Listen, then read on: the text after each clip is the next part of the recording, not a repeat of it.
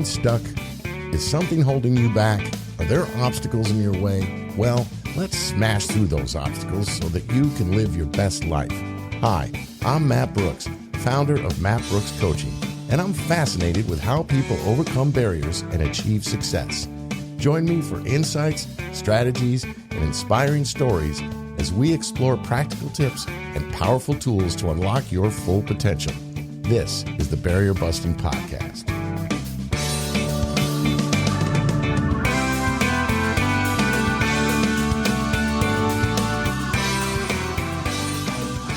Well, welcome back to the Barrier Busting Podcast. This is a part of a series that I'm doing on pivoting, career pivoting in life in general. And if you recall, if you've been listening, if you haven't, I did a show on pivoting in general. I did a show on pivoting in your 50s and ageism. And I've had a guest on already who was a school librarian for 20 years, who's now gone into her own small business.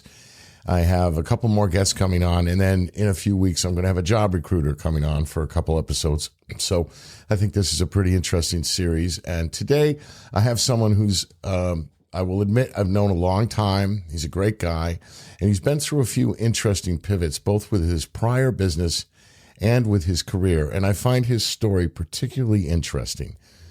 My guest today is Alex Kastrinakis, who is a financial planner for LPL Financial, where he focuses on helping families and small businesses pursue financial balance. For 30 years, Alex owned and operated several small businesses, including Pittsfield Radio, Electronic Entertainment Solutions, and Superior Wireless, until he first transitioned into the insurance business and then ultimately financial planning in 2016, making the move to open his own financial planning business, Shire Wealth Management, LLC, in 2022. You can learn more about him and his business by visiting www.shirewealth.com. That's SHIRE wealth.com. Alex, it's so awesome to have you on the show. Thank you so much for joining us. Great to be here, Matt. Thank you. Well, I really appreciate it because I think you have done some interesting pivoting in your life, and you didn't study how to pivot, so you kind of went about it, right? And you figured it out very well. You were very successful. So we want to pick your brain a little bit. Let's talk first about the 30 years you were owning and operating a business. Tell us first about Pittsfield Radio. What kind of business was it? This is in Pittsfield, Massachusetts, I'm speaking of. And what kind of business was it? Yeah, so when I went to work with my dad at Pittsfield Radio in 1986 or 7, it was electronics, parts, distribution, and some peripherals that went along with that. And it was particularly successful because Pittsfield at the time was where GE was, right? There was a huge business from GE, wasn't there? Yeah, we did. We sold into GE, and then we sold to anybody that really fixed anything that had to do with electronics, which in that day and time was a pretty big business as well. I remember the TV repairman and all that. Now we just buy stuff and throw it out when we're done with it, right? That is true. I mean, you should see, I live in New Jersey, and we all have these town dumps with recycling centers in them. And there's this big, enormous, I don't know what the hell it is. It's enormous that you put electronics in. And I went down there with a printer that died, and I walked in, and there must have been 300 flat screen televisions in there, right? Yep, same in our town, and I imagine every other one out there as well. Yeah. So that was the end of Pittsfield Radio when that age started to come up, right? When we started to build things that we didn't repair, right? That was a big part of it. And then GE downsized in the Pittsfield area as well, sometime in the 90s, I think. And that we took a big hit at that moment as well. Yeah. But first, let's go back to the business itself, because I remember you really enjoyed it, right? What was the experience of owning your own business like for you? It was fun. Wasn't always profitable, but it was a lot of fun and a lot of feel-good moments.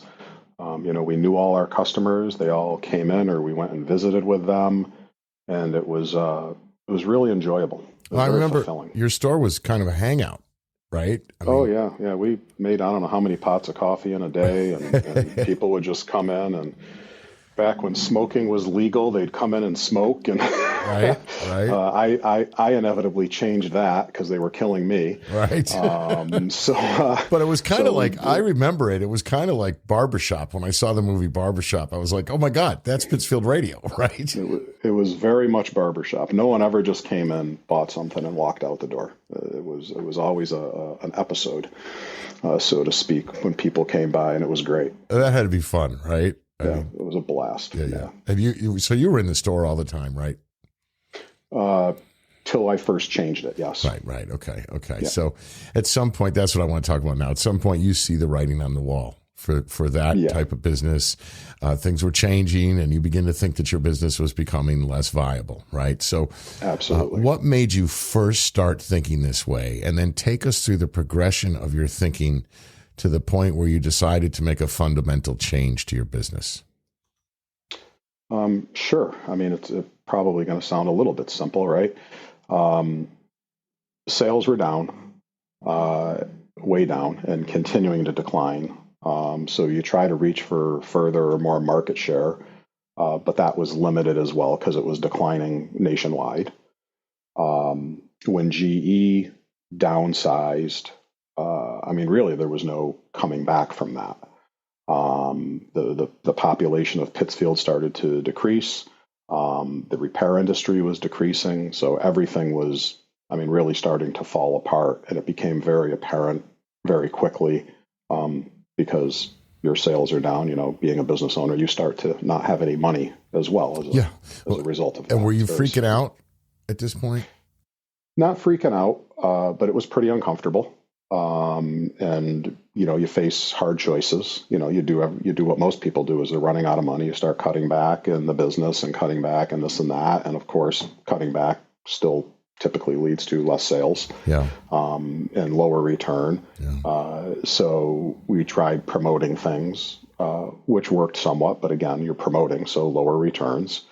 But it was really clear that nationwide, that industry over the next period of time, whether it be 5 years or 10 years or even 15 years, that business, the repair business, was going away at the level we were at. Mm-hmm. The small electronics, the televisions, the audio, the video. We were in the distribution of the antenna business, so people would install antennas. And at that point, you know, cable was paramount, but not in all areas. But then there started to be the introduction of the satellite dish and all these other things. And it just started to erode pretty much every business we were in, quite frankly. Yeah. So, you know, you're sitting there and you're seeing this right on the wall. I mean, I'm sure you're thinking, what the fuck am I going to do now? Right. And right. And so, you know, how did you talk about the process of the wheel spinning in your brain to come up with the next solution, which was a good solution, as I recall. So tell us all about that. Yeah, it was. So kind of staying with what I knew, which was electronics, I decided to look at a couple different paths within that business, obviously not parts. One of the things that also happened in Pittsfield was a very well-known audio video store that was quite large, mainly audio store, I should say. He decided to call it quits when this downturn happened as well. So I saw a little opportunity there, not to be him, but to maybe fill that void a little bit. Mm-hmm. So I looked at a couple different things. Two specifically, I actually looked at the ham radio business as a whole, because although we never sold ham radio equipment, all the parts and pieces we sold did go to a lot of the ham people because they built their own equipment, they fixed their own equipment, so on and so forth. I quickly hit many roadblocks with that, which were the cost of acquisition, the minimum ordering system, and the yearly sales, the volume that they wanted were astronomically high for somebody that was really just starting out and, you know, kind of like you're getting out of a flailing business. So it's not like you're cash rich to just go start something new. Sure. So it didn't take long to realize that was not the space I could occupy or our business could occupy. So that was when I said, geez, you know, the audio video thing might be kind of neat. Back then it was still kind of stereo. and the start of the home theater was happening, but it was still pretty simplistic back then. So I jumped on that, and I made a bunch of calls and talked to different companies and different people and looked at different brands. And that was a much easier financial transition for us to get going in, and almost natural, because again, we sold all the people that fixed that stuff. And then we had the retail people that would come in, because in the 80s and early 90s, people actually did fix their own stuff as well. Mm-hmm. So we chose that route. And which was, let me cut you off there to be clear, that was stereo. You started with stereos. It was very much stereo. Yeah, speakers, amplifiers, cassette decks, CD was out at that point. DVD didn't come out till years later. But yeah, we sold just some components.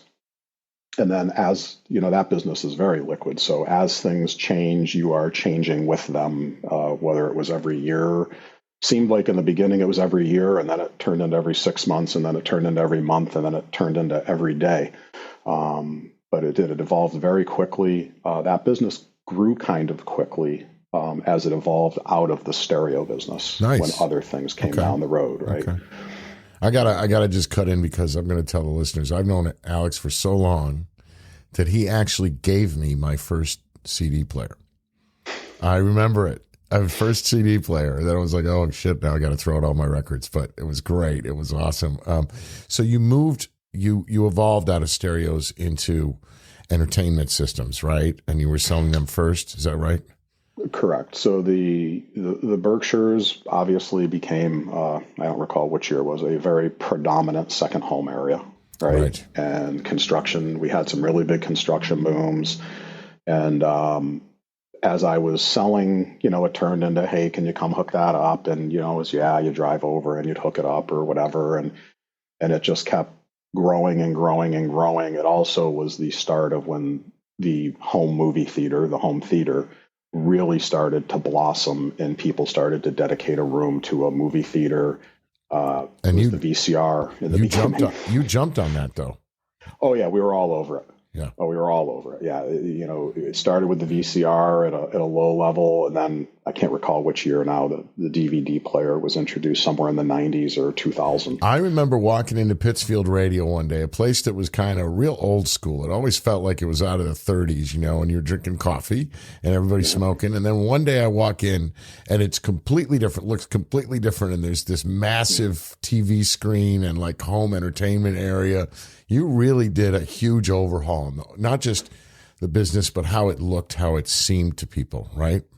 Yeah, we had to. You're right. It was, the building was dirty and dingy. And, but dirty and dingy in the best way. I mean, come on. No, I love it. Was great. It, No, for the business we were in, it was like walking into, what was the Cheers, right? It was like walking into the bar, right? Exactly. I mean, it was a fun place, but when you're stop selling resistors, diodes, capacitors, and tubes, and now you're taking real money from people, right. And we did the floors, we redid the store, we put a ceiling in, and instead of the one that was 14 feet high that was falling on you as it rained and stuff, and things like that, and we did the best we could with the space we had, and that business really evolved, really year over year till it evolved into that age-old saying there, be careful what you wish for because you might get it, which was it started to grow so much that I couldn't really do it anymore. And I sustained some injuries along that ride installing because things were getting bigger and bigger and heavier. And so you were doing the installs yourself too? I was doing them myself. You hired people when you could. It was a very skilled labor field, an unusual skilled labor. Sure. And it was also skilled with what you call a high level of care, because you're walking into homes that are whatever, $1 million or $5 or $15 million. And sure. You're the last guy in. You're going into the finished home to hang the television or put the speakers in the ceiling or the walls or the control panels. Yeah. So it's not a job for everybody, because not everybody remembers to wash their hands, and not everybody is neat when they're doing things. And, you got a brand new, freshly white painted wall, and then someone goes over and puts their hand and leans on it and leaves a, nice black handprint on the wall. Yeah. So it was very detail oriented, and they're just, I don't know today even, I think maybe there's more people skilled in that field, but I still don't think it's robust. I think all those fields, all those blue collar, skilled labor fields are suffering and need help every day. I mean, especially when you look at plumbing, electrical, all of those fields. And this is, I would say, actually a little more specialized. So not breaking the news here, what we're talking about, but when your business grew and now you're having trouble staying with it, plus you're not feeling great, and, you need some shoulders fixed, and this is failing and that's failing, and you come to that realization like, what am I going to do the rest of my life? Because probably not doing this.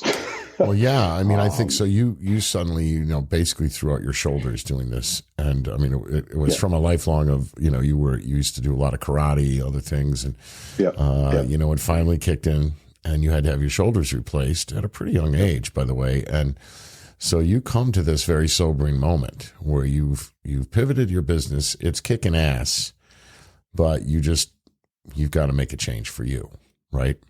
Correct. For longevity purposes of being able to work, yes, there's a serious hurdle now in front of me, because I think a lot of people said, I'll just hire 5 guys, right? There weren't 5 guys to hire. Right. That was the issue, right? If I could have just stepped back and stayed management, that would have been a great solution, but that solution wasn't there, unfortunately. So you're saying really there wasn't the people in the workforce that you could attract?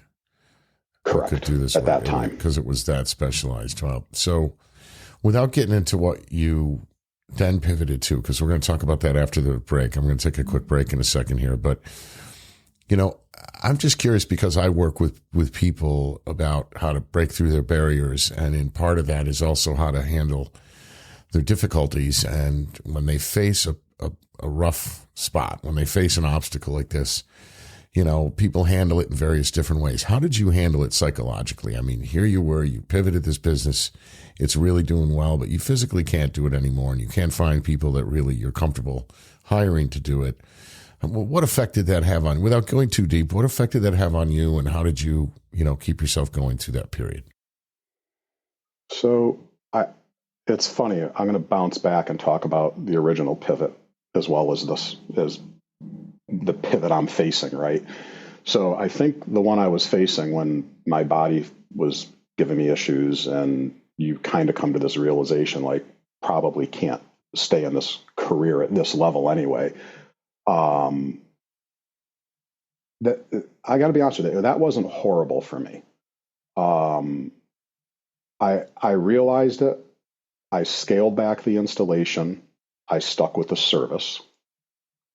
So you're leaning on the customers you have and maintaining them, right? And you maintain them quite at a higher level that way, because you're omitting another portion of the business, right? And I kind of rolled with that. I can't remember how long, maybe a year or two, and it was fine.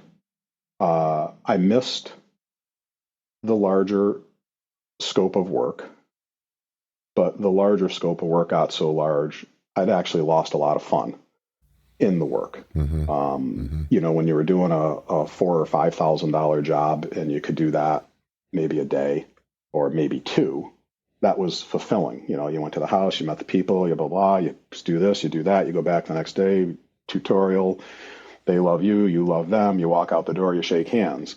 Well, the 5,000 turned into the 50,000, turned into the 100,000, turned into the 150,000, and it just kept going. And now you're talking a 6-month project, a year project, a 2-year project, and it's all at a higher level, and it's what everybody wishes for.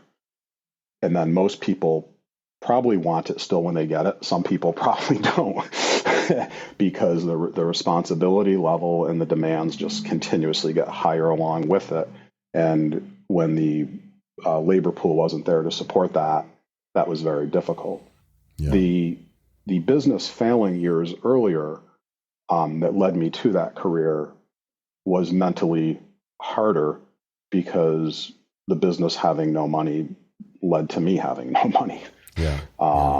So, that can put you in some odd places. Well, but also, I correct me if I'm wrong, but there was something personal about Pittsfield Radio to you. I mean, it had been in the family, but also you really had a love for that and that business the way it was, right? Yeah. And it was, my father was still there, obviously, but it was his.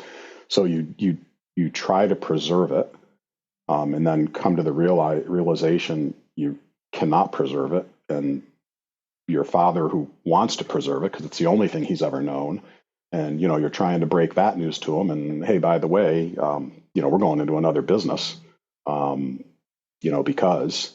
And but I found that was grueling, and that was mentally challenging. And I don't want to say I would hide, but there were far less things I could do because of financial constraints and just the business failing type of thing. So I'm not going to say you're depressed and hiding in a corner, but it's not comfortable. Yeah. And it's very, very difficult. And you do take it very personal, even though we were keenly aware, had nothing to do with us. Right. It was just sheer economics or the marketplace at the time. But you take it exceptionally personal when it's your business. Yeah. And that was a difficult time. I mean, no joke. I don't know, anybody that knows me probably doesn't know that, because it wasn't something I walked around and talked to people with and told them. That was a very difficult time. Well, I appreciate you sharing that with us, because I know it was a difficult time for you, but I think it's important for people to understand you can face those difficult times and pull through, which you did pretty quickly. You found a really good solution for that business pretty quickly, and it did take off more rapidly than a lot of businesses would. So, you were able to sort of see the writing on the wall, make a turn, make it like a left turn or a right turn, whatever you want to call it, and find a solution. Unfortunately, that solution didn't last forever because of these physical problems. And we are going to talk about those and what your next pivot was right after this quick break.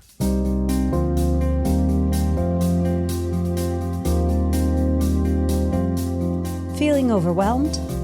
Struggling to find balance in your daily life? At Matt Brooks Coaching, we get it, and we can help.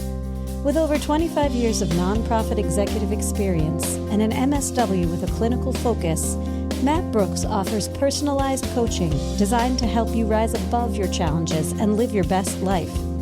Whether you aim to advance your career, enhance your skills, or simply find more clarity and peace, Matt is here to be your partner and ally. Visit mattbrookscoaching.com to book your free discovery session today. Take the first step towards a brighter tomorrow.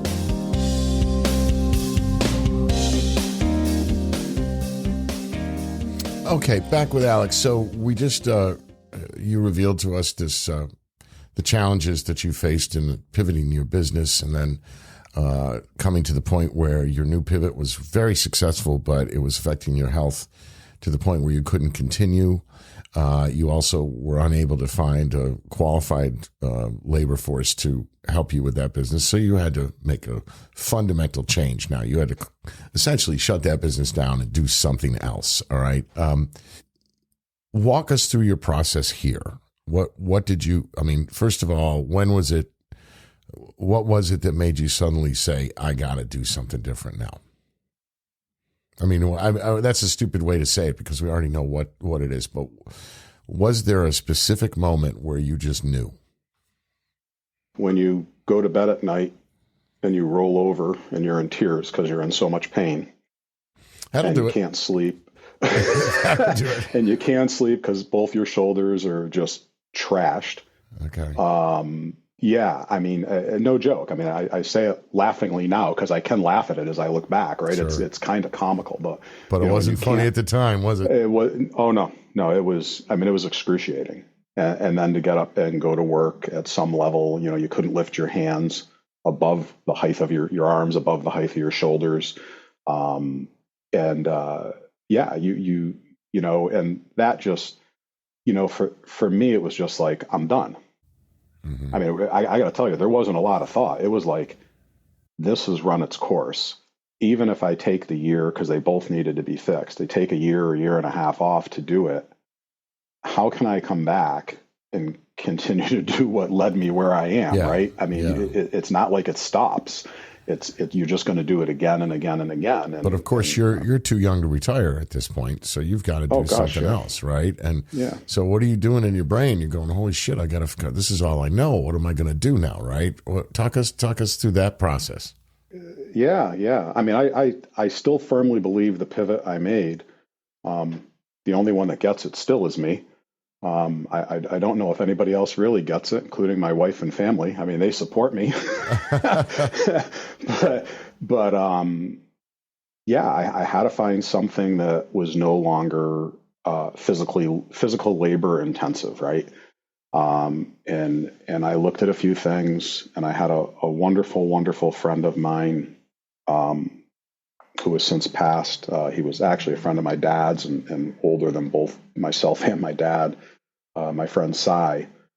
And he just kept saying to me, I want you to go see my friend. I want you to go see my friend. And he was telling me this for like maybe 6 months to a year. And I was going, yeah, whatever. I'm going to look at this. And the service thing is working well for me right now. I don't have to kill myself. And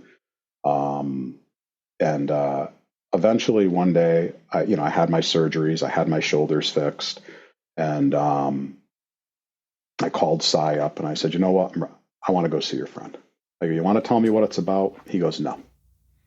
So you had no idea at this point who the friend is, really, what the business is. Nothing. No. The only thing I knew is that, Cy was a retired senior executive in the insurance business. Okay. So you kind of know that if it's his friend, it's probably an associate of some form, right? But I had no idea. I mean, honestly, I got in my car. If you know where Pittsfield, or I don't know, where did I live at the time? I was living in my house, Hancock, Williamstown area. Get in my car and drive to Wellesley, Mass. Right, it's a bit of a drive. Which, not a hop, skip, and a jump from the Berkshires here. Yeah. and I meet this just wonderful man named Dick. Just this amazing guy.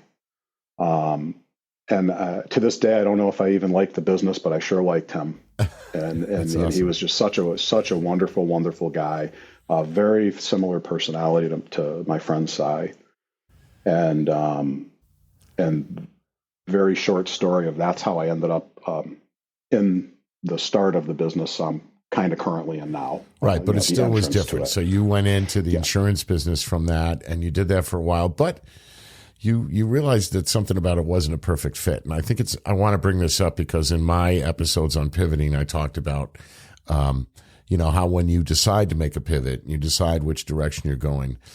Don't assume that direction's where you're going to end up. That direction, more often than not, is a road to where you're going to end up. So as you're going down that road, you're going to learn more, you're going to experience more, and it may take you in different directions, which is kind of what happened to you. So you go into insurance, you're there for a while, but you realize it's not quite a perfect fit. So how did you decide to transition from that to financial planning, which I know is your happy place? You finally found the sweet spot. You're really happy doing it. I want the listeners to know that right up front. But how did, you told me once that it's kind of a natural progression to go from selling insurance to financial planning, but I don't think most people would know that. So what happened that made you go, okay, this isn't really right. I want to move to something else? Well, yeah, I mean, quick funny story, I guess, and it goes back to everybody that got me involved. Cy, who saw me run an electronics business for many years, assumed I was a great sales guy. And clearly, Dick, that I met, hired me because Cy thought I was a great sales guy. And I take a lot of pride in saying this. I ran that electronics business for I don't know how many years. It was 30 total, but the retail side of it was probably closer to 15, 20. But I take a lot of pride in saying I never sold anybody anything. Mm-hmm. People would come in, you would educate them on speakers and quality and let them listen to them. Whether if it was a TV, you explain to them the differences in whatever TVs they were looking at, and then they would watch them, and you could make adjustments, and they would make a purchase. I don't sell anything to this day. I think back in Pittsfield Radio, it was the coffee and the hang that did more to sell things than anything else, right? The coffee, the worst damn coffee ever, too. But it did. It did sell. It was awesome. So you discovered that sales is not your thing. Is that what you're saying? Well, I discovered that the way I sold through education wasn't selling. Right. Because the one thing you learn quickly when you're learning the insurance business is that you actually have to sell the product, not hard sell the product, but you have to sell the product. Mm-hmm. Not a lot of people just knock on your door and say, hey man, I need a life and disability policy. I mean, it rarely does happen. So granted, also I have a job now that doesn't pay me until you sell something. Right. So there's no income. So explain that to your wife. And of course, anybody that does do this, like I did, clearly, no matter how genius your idea is, because we all think we're geniuses when we make these thought processes and come to a conclusion that, hey, this is where I'm going. Right. This is a smart move for me. Please make sure if you're married, you have your spouse's consent to go take a job that doesn't pay. All right, we are not going there, people. I'm sorry, I'm going to keep you off of that. But. Yeah, but I mean, it's when you're going to jump off, make sure you're. So, and I knew that, but it was through that process of, you go through all your training and the educational aspects and the product aspects, and you learn everything, and you're like, hey, this is kind of cool. I get this.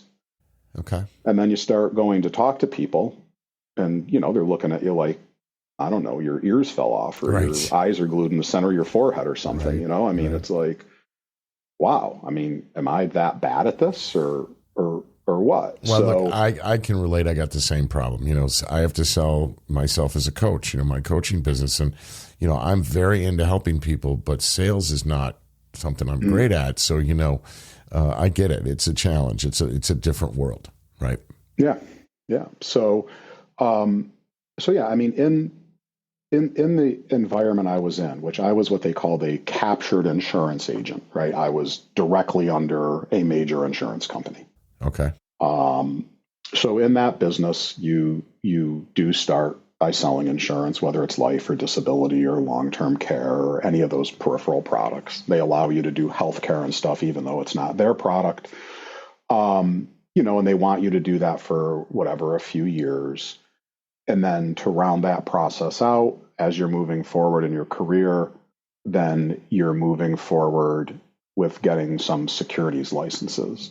Not necessarily an advisory license, but there's different licenses as you move through FINRA, if that's the path you're taking. You get your securities licenses, so maybe you can do mutual funds and 401k plans and things like that. And then the next level above that, of course, is moving to the advisory license, a fee for service, which is a little different than the other. And for me, that made a lot of sense, because to me, that was, again, not selling.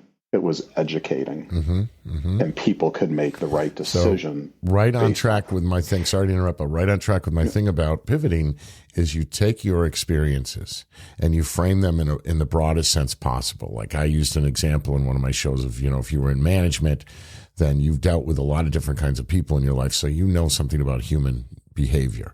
So see your skills in a broader perspective and use them in your next pivot, which is exactly what you're talking about right here, right? Yes. Yeah. So you go into financial planning, and of course, in both these endeavors, we're going to go back to what you said a minute ago. I don't want to get into the how do you tell your wife part, but you're not making much money, and it's a long slog at first to get it going, to get your name out there, to bring in clients, to have people. I know what that long slog is like. It's tough. It's tough, and it's hard to stay focused at times. It's hard to keep believing in yourself because at first you're not getting a lot of good feedback. Good feedback being clients showing up, right? So what did you do to keep yourself focused and also to keep your spirits up during that period? I got to be honest with you, I don't know how I did it because there were so many bad days. Where you line up meetings and then every meeting cancels. You have people fill out the paperwork and you get them approved, and then we changed our minds. Yeah, I mean it's a grueling business. Yeah. And then you have your successes, which in my case carried me a long way. So when you did the right thing and the client got it, understood it, those were the moments, I guess, that would carry you forward through the 1, 2, or 5 or 10 bad experiences. At least you hope. I mean, I can tell you now, 10 or 12 years I've been doing this. And a few years back, when I was still with that major insurer, 4 or 5 years ago, we had 2 or 3 kids come in right out of college. Smart kids, master's degree, one of them, bachelor's, the other one, bright kids. And, another generation, they're younger. They couldn't take the no's. All of them left within 30 to 60 days. Oh, that's tough. They could not understand people saying no to them. It wasn't that they weren't doing a good job. They were doing a great job. Right. But, I think the age we're at, right, we got no'd a lot more. Yeah. we have scars and thicker skin, right? Yeah. We ate some dirt. Yep. So, it's really interesting. But, you just, if you've made the decision to do this, and you are 100% committed, because I think that's the minimum you need to be committed. Right. Then right. you got to walk the walk, right? You got to go it. I mean, and you've got to do whatever you got to do to push yourself through, whatever you got to drink in the morning or whatever you got to do before you go to bed at night. And you got to know there's going to be some dark days. I mean, I can tell you, I went 6 or 7 months without $1. Yeah. No, I know exactly what this is, and what keeps me going in part is the money I invested in it. Do you know what I mean? Like you say 100%. I say you've got to be all in. You got to be all in. You got to believe. If you don't believe, nobody else is going to believe, right? And so you got to be all in. You got to set yourself up to be a pro. If you have to invest more money to do that, and you can invest the money, great. But you really just got to, if you're going to take the risk all. 100%, like you said, just really go for it. Yeah. But it is tough. I understand. So, but the good news is you made it through that period, and you now have a pretty good business, right? You're very happy. We have a great business. We're out from under the major insurer. We run our own brokerage and I don't want to say brokerage. I guess brokerage and investment advisory firm. Right.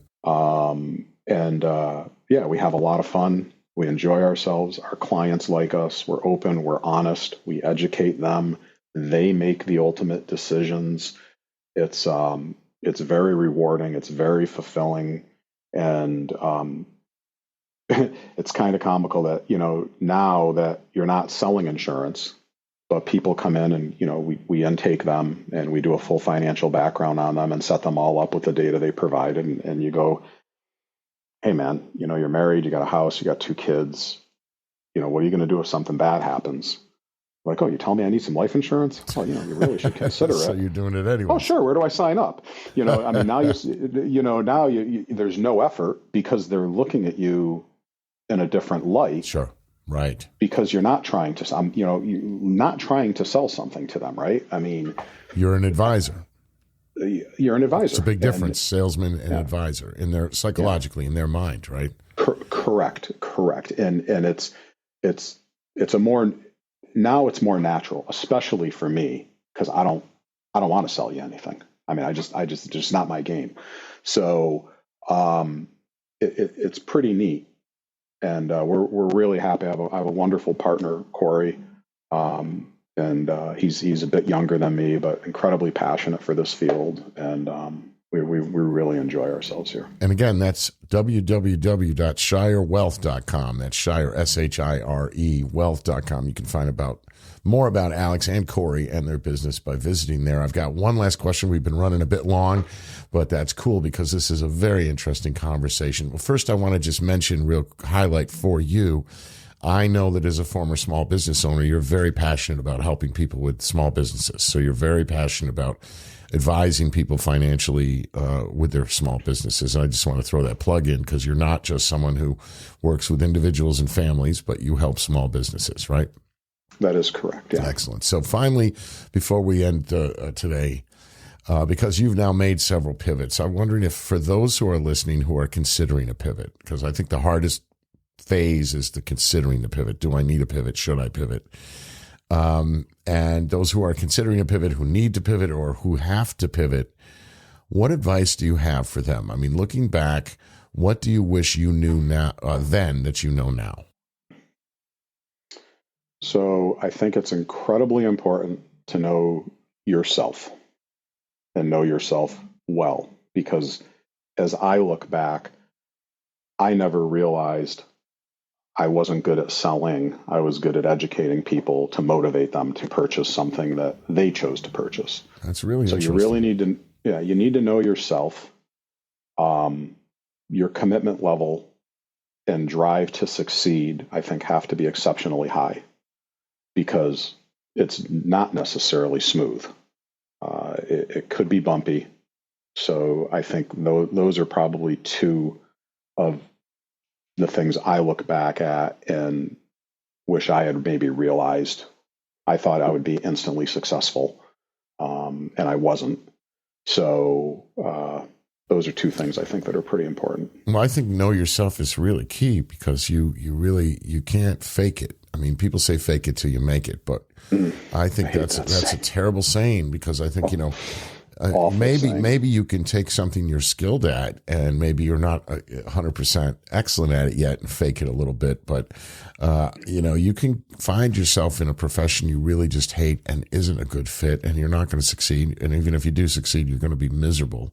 So if you're going to make that pivot, you really got to take some time first to say, who am I? What's my skills? What do I do? What do I love? What do I hate? I gave in my episode on pivoting after 50, I said, when I did it, I was in such a fog, the thick fog of I could not figure out what the hell to do. Nothing was working. So I stepped back and redid it. I said, I remembered in my former career, if anybody came to me with an idea, I'd require that we first sit down and come up with criteria.